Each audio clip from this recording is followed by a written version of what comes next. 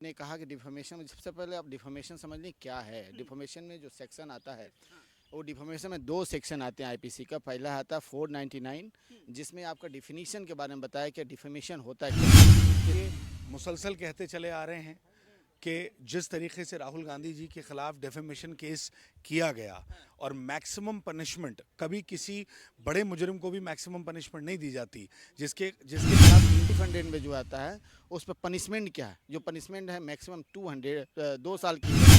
उन्होंने इस पे ये नहीं कहा कि मेरी अगर सदस्यता जारी, उन्होंने वक्त से पहले अपना घर खाली कर दिया।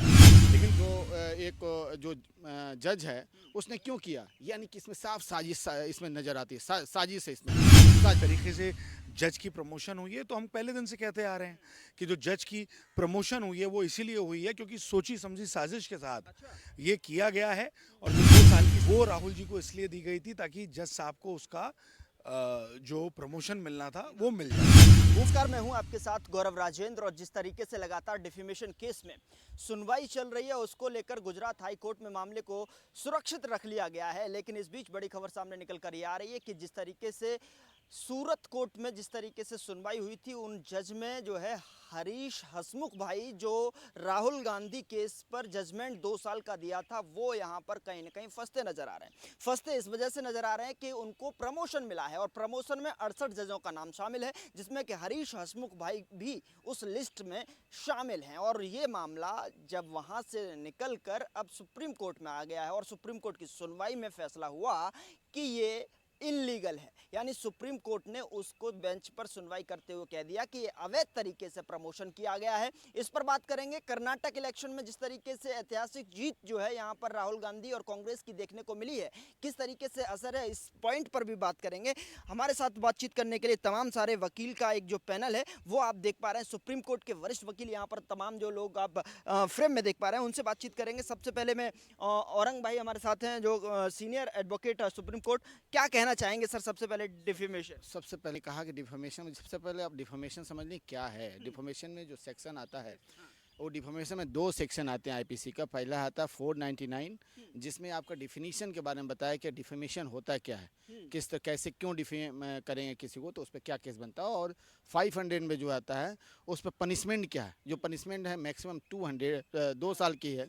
2 साल की है। लेकिन आप अगर हम चलते हैं गुजरात के मामले में और ख़ासकर राहुल जी के मामले में, तो आप राहुल जी के मामले में आप देखोगे गुजरात में क्या हुआ। उस मामले में देखो कि सूरत का एक लोअर कोर्ट का जो है एक जज को जो है जज जो है एक ही दिन में जो है उसमें डिसीजन देता। लेकिन उसके पहले भी मैंने आपको पहले भी एक मीटिंग में जो है मैंने बताया था कि इसमें क्या क्या हुआ कि एक केस में पहले कहीं कहीं और की बातें होती हैं, कहीं और उठाया जाता है, हाई कोर्ट में उसको स्टे किया जाता है। फिर स्टे करने के बाद से फिर उसके बाद से जब अडानी वाला इश्यू को जब राहुल जी उठाना स्टार्ट करते हैं तो उस दौरान जो है ये तुरंत केस का सुनवाई स्टार्ट होता है और सुनवाई होने के बाद से जो है 1 सप्ताह में ये जो करना होता है वो कर देते हैं। लेकिन बात ये आती है कि जब ये काम इन्होंने कर दिया तो ये क्यों किया उन्होंने। एक लोअर कोर्ट का जो जज है उसने क्यों किया, यानी कि इसमें साफ साजिश इसमें नजर आती है। साजिश है इसमें। साजिश क्योंकि अडानी का इशू राहुल जी उठा रहे थे। अडानी का इशू रियल था, जेन्युइन था कि 20,000 करोड़ रुपया कहाँ से आए, इतने पैसे कहाँ से आए, और लगातार शेयर गिर रहा था। और उसमें मोदी, सुनिए, उसमें मोदी बीच में जब बोलेंगे तो उसमें मोदी फंसते जा रही थी, बीजेपी सरकार फंसते जा रही थी। इसलिए उन्होंने राहुल जी के ऊपर एक ऐसा इशू लाया, उसमें राहुल जी को निष्कासन करने के लिए सब काम किया। लेकिन बात आती है यहाँ पे ये कि क्या वो जो जज है अपॉइंटमेंट हुआ उसका, और उसके बाद से जज का क्या प्रमोशन होनी चाहिए? प्रमोशन होनी चाहिए। लेकिन प्रमोशन कब? प्रमोशन का कई क्राइटेरिया है। उस क्राइटेरिया में क्या है, वो सीनियरिटी लेवल है कि क्या सीनियरिटी उसकी है, उस सीनियरिटी पर उसने कैसे जजमेंट दिया, उस जजमेंट पर उसको क्या पॉइंट मिला।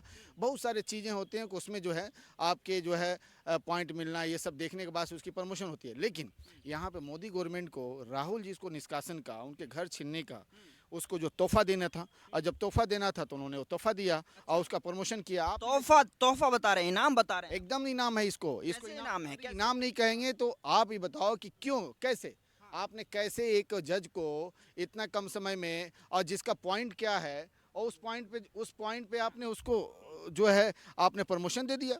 आप उसके कार्य को देखें कैसे आपने दिया, प्रमोशन दिया? इसी पे तो ये जो जितना भी था वो इलीगल था। इससे पहले भी आप देखते हैं कि ये बीजेपी गवर्नमेंट है, ये कब किसके साथ क्या कर दे कोई नहीं जानता। आप लोहे वाला केस तो आप जानते ही है ना, लोहे वाला केस में क्या, जो इनकी बात नहीं मानी तो सुनने में आया, मीडिया ने बताया कि उसकी मर्डर हो आप गई। मानते हैं कि इस केस में प्रमोशन जल्दबाजी दे दिया, अगर धीरे धीरे होता तो ये केस सामने नहीं आ पाता था? तो देखिए, केस में जल्दबाजी उनको करना ही था, क्योंकि उनको तोहफा देनी थी। लेकिन सुप्रीम कोर्ट यहाँ बैठा हुआ है, फंस गए सुप्रीम कोर्ट में। कोर्ट यहाँ फैसला बैठा हुआ है। सुप्रीम कोर्ट ने यहाँ पे 8 अगस्त को इसमें सीजीआई सुनवाई करेंगे, लेकिन एक जो जज की बेंच ने कहा है कि अवैध है, इनलीगल है, पूरी तरीके से अवैध तरीके से, और जिस पद से आए हैं जज उस पद पर वापस जाएं।